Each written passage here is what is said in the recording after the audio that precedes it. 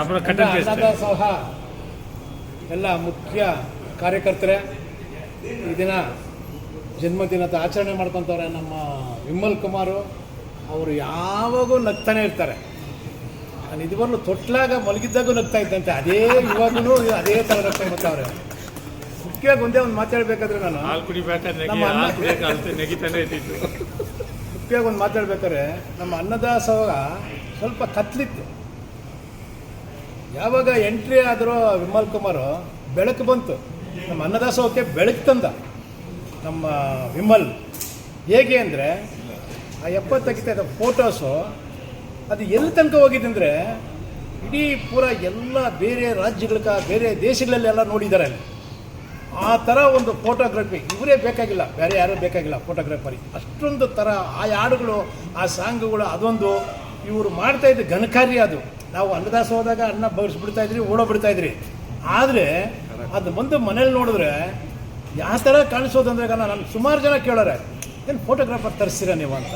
ಏನೋ ಅಷ್ಟೊಂದು ನಮ್ಮ ಅನ್ನದಾಸೋಹಕ್ಕೆ ಬೆಳಕು ತಂದಿದ್ದು ನಮ್ಮ ವಿಮಲ್ ಕುಮಾರ್, ಸೂಪರ್. ಆಮೇಲೆ ಮತ್ತೊಂದು ಇನ್ನೊಂದು ಹೇಳ್ಬೇಕಾರೆ, ಯಾವಾಗಲೂ ಅನ್ನದಾಸೋಹಕ್ಕೆ ಬಂದರೆ ನಗುಮುಖ ಬರಲ್ಲ. ಸ್ವಲ್ಪ ಜನ ನೋಡಬೇಕು, ಒಳೋದು ಹತ್ಕೊಂಡು ಬಂದಿರ್ತಾನೆ. ಅದೇನೋ ಅವನಪ್ಪ ಅವರಪ್ಪ ಅವರಮ್ಮ ಏನು ಮಾಡಿದ್ದಾರೆ ಗೊತ್ತಿಲ್ಲ ಕಂಡಿಲ್ಲ.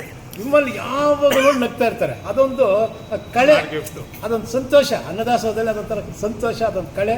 ಏನೇ ಕೆಲಸ ಹೇಳಿ ಸರ್ ನನ್ನ ಕೈಗೆ ಆಗಲ್ಲ ಮಾಡೋಕ್ಕಂತ ಇದುವರೆಗೂ ಒಂದು ದಿವಸ ಹೇಳಿದ್ರಲ್ಲ, ಅಲ್ಲಿ ನಿಲ್ಲಿಸಿ 10 ನಿಮಿಷಕ್ಕೆ ಒಂದು ಏನೇ ಇರಲಿ, ಏನು ಸಾಲದಿರೋದು ಹೋಗಿ ಟಕ್ಕಂತ ಒಂದು 10 ನಿಮಿಷ ತಗೊಂಡ್ಬಿಡ್ತಾ ಇದ್ರು.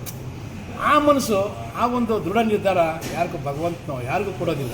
ಆ ನಗುವಿದೆಯಲ್ಲ, ಆ ಕಳೆಯ ಮುಖದಲ್ಲಿ ಆ ಬರೋ ಇದು, ಆ ಸರಿಯಾದ ವಾಹನ ಇಟ್ಕೊಂಡಿದ್ದಾನೆ ಅಯ್ಯಪ್ಪ, ಒಳ್ಳೆ ವಾಹನ ಇಟ್ಕೊಂಡಿದ್ದಾರೆ.